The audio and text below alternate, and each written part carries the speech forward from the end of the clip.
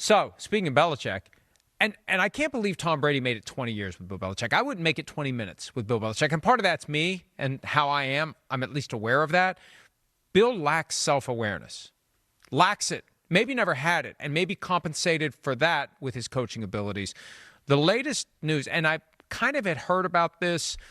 John Middlecoff had something about it on Wednesday night. Kalen Kaler of ESPN had something yesterday. There's been other reports about it. It's been confirmed and reconfirmed. Bill Belichick banning Patriots scouts from North Carolina practices. When your goal is, and your pitch is, I'll get you ready for the NFL. Well, I'll get you ready for 31 teams. There's one team I'm not trying to get you ready for because I don't want to let their scouts in the building, even though they may want to employ you. We don't want them here because I don't like how they treated me.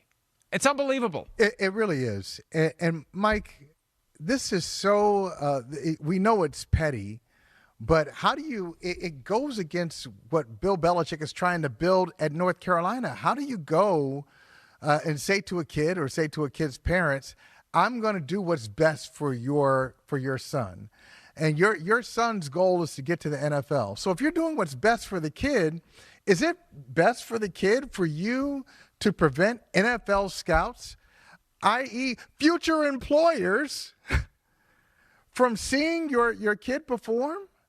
That's one future employer you're saying, no, I don't want you in there. And also it's kind of misplaced anger. It's like being mad, you don't like what a chef has done at a restaurant and you take it out on the host.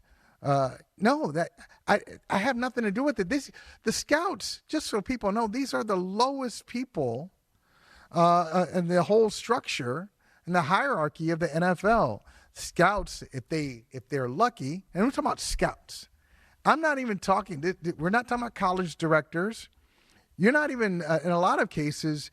You're not talking about somebody who's got a lot of authority. You're talking about a low-level scout who hopes to become a college director one day, who hopes to become a general manager one day. They're gathering information.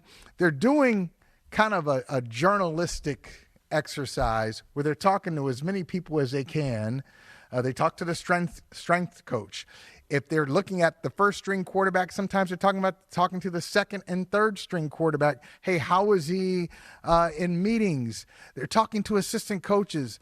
They're doing a lot of grunt work so they can prepare, good reports for their bosses. Why would you take it out on them? They're just trying to do their jobs. These are the foot soldiers in a very small collection of individuals who move from team to team all the time. They take the job where the job is. It hurts them. It keeps them from doing their job, but it's all about sticking to the Patriots. Some of the loyal members of the North Carolina Hive, and they're out there, even after what happened on Monday night. They're still out there. You're just twisting this. The Patriot scouts would come in and they would take information and they would give it to North Carolina opponents. Like, well, maybe Bill would do that, but I don't know. And Doug Kayed has the report that I think crystallizes exactly what's going on. From an unnamed UNC athletics source whose name probably rhymes with Michael Lombardi, okay? Why would we let them in our house after how he's been treated since he left? Are you effing kidding me? That you're that petty, that you're that insecure, and that he's got no one around him to say, Bill, you're hurting your guys and you look like a fool to feel this way. How he's been treated by scouts, or he feels the way he's been treated by Robert Kraft. Kraft tried to give him an olive branch and he said, shove it up your ass. Yeah, exactly. Like all the things with Kraft. Kraft says, hey, is the best coach. I took a risk. No, I took a risk coming to you. Bill, you were stuck with the Jets. He was suing the league. I mean, Robert Kraft did take a risk by bringing in Bill Belichick, but that's something for Kraft and Belichick. I think the scouts are just caught up in this, and it has nothing to do with them. But here's another possibility. And I said there's a journalistic exercise from some of these scouts. They go in, they gather a lot of information. They get a lot of good stuff. Sometimes they talk to local police departments. They get a lot of information about players. Some teams want scouts there because their players can be overrated. If you're friendly to, you're friendly to these scouts, you're nice to them. Sometimes your friendliness at times gets these guys overdrafted. But if you invite somebody into your house, Mike, and they see that you're kind of not what you advertise, that your players aren't as good as people think, that makes that can lead to some insecurity too. So maybe that's a reason that they understand people inside the Patriots and other scouts who have access to North Carolina players can look inside the operation and maybe report back that they don't know what the hell that they're doing and they don't have good players. One last point before we break. I was talking to somebody about this last night, and basically the problem with Bill right now, it's an emperor's new clothes situation, and there's no one to tell him he's riding down the street butt naked on a horse. And I think what makes it worse is the people close to him are saying, you look pretty good. Yeah. Oh, yeah. You look pretty good. Keep riding. Keep riding.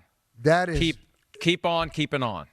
That has been the one thing for him. He in the beginning of his Patriots career wanted people to push him. He said that. He wanted people to disagree with them as long as they knew what they were talking about. He wanted people to disagree with them. And then toward the second half of his career, he didn't want to hear it. Yeah. He doesn't want those people around him. Hubris, arrogance, and he's been a great coach. Yeah. But I just one other quick thing. Gary's funny. telling me Gary's been very patient. I Quick think one. he's losing his quick patience. one, Gary, quick one.